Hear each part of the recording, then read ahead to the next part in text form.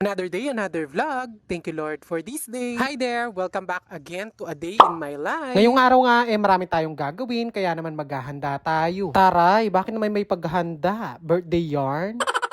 Marami nga kasi tayong dapat gawin for today's video, kaya kailangan kong uminom ng isang timbang kape. Buti pa nga tong kape na to, hindi ako iniwan kahit may acid reflux na ako, nandyan pa rin.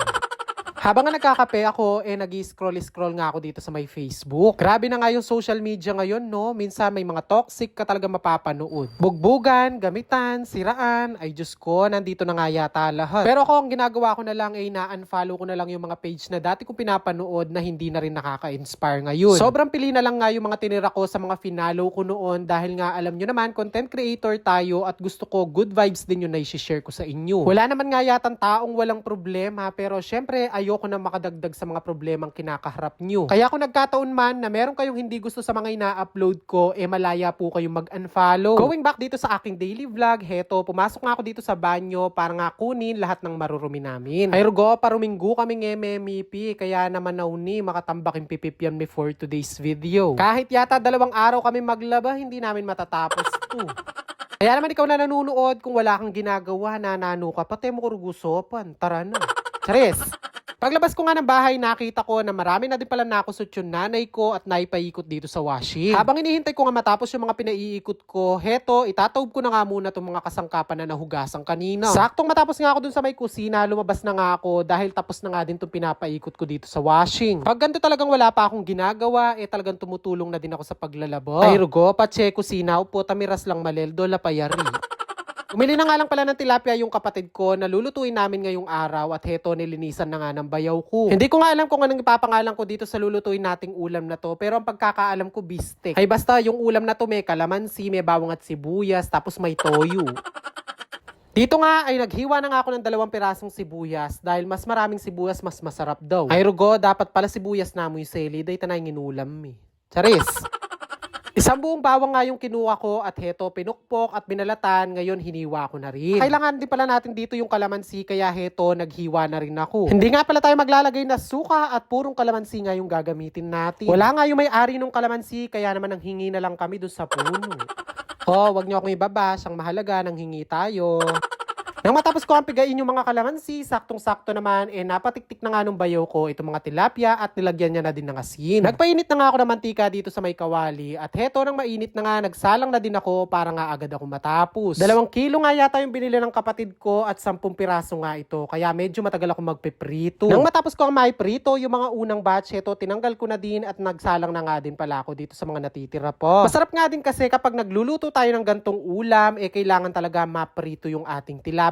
At nang matapos nga ako magprito, binawasan ko lang yung mantika at agad ko na din nilagay itong bawang at sibuyas. Amoy pa nga lang nitong bawang at sibuyas, talaga matatakam ka na. Mukhang hindi ko na itutuloy ito na lang yung uulamin ko. Maglalagay nga din pala tayo dito ng konting paminta, baka tatinyan dito ka paras-paras. At after nga nun, sunod ko nang inilagay itong toyo. Tansyahin nyo na lang yung ilalagay yung toyo dahil maglalagay pa naman tayo dito ng tubig. Yes ho po, hindi naman pwedeng purong toyo yung ilalagay natin at baka naman sumobra sa alat. Naglagay na nga din pala ako dito ng konting pampalasa at nung malapit na ngang kumulo, inilagay ko na nga itong kalamansi. Kung mapapansin nyo nga, medyo marami yung kalamansi nilagay natin dahil masarap nga dito sa luto na to, yung makalamansi talaga. At nung kulong-kulo na nga, pwede na nga pala natin ditong ilagay yung mga pinrito nating tilapia kanina. Medyo marami nga yung ulam na niluto ko ngayon kasi nga hanggang sa susunod na linggo pa to. Pagkalagay nga nung tilapia, pinakulang ko lang saglit sa mahinang apoy at heto, luto na nga yung ating ulam for today's video. Ay rugo mga tsena, amoy nyo ba? Syempre hindi, kasi napapanood nyo lang.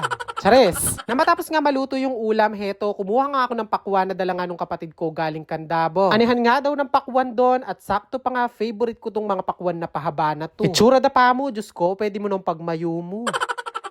Meron pa nga ako natirang talong nung isang araw at heto nagtira nga ako ng pritong tilapia kanina para nga may ulam ko. Mantok na nga din pala ako na niluto kong ulam dahil kasabay ko nga kakain yung kapatid ko at yung bayaw ko. Partneran mo pa nga na napakatamis na pakuan, ay Diyos ko, bye-bye diet. At para naman nga sa sausawan dun sa mga talong, heto, kumuha nga ako ng ginisang bagoong at sumandok ng kanin na may tutong. Masasayang lang din kasi yung mga talong na to dahil nalalanta nga nung makita ko dun sa basket. Balo yun naman nga chiyo lang masasayang kaya basta pamangan ka na. Habang ang kumakain ako, sinabihan nga ako ng nanay ko na siya na nga lang daw yung magbabanlaw at ako na nga lang daw yung magsampay. At fast forward na matapos nga akong kumain, inayos ko na din pala yung mga hanger na gagamitin ko. Medyo mabilis nga kami ngayon sa paglalaba dahil nga nandito yung kapatid ko at day off nga niya. Marami na nga din nabanlawan yung nanay ko, kaya naman heto, kinuha ko na din at magsasampay na nga ako. Matindi nga yung sikat ng araw ngayon, kaya naman siguradong matutuyo to, kaya hindi na namin din dryer. Pagkatapos ko nga maihanger lahat ng damit, heto ilalabas ko naman dito sa bakod kung saan kami nagsasampay. Pero go, alalan choice dening malan, langil at langi, kapali pa mo. Anyway, that's it muna for today's video. Thank you for watching. And again, don't forget to like, follow, and share for more. See you on my next vlog. God bless everyone. Bye!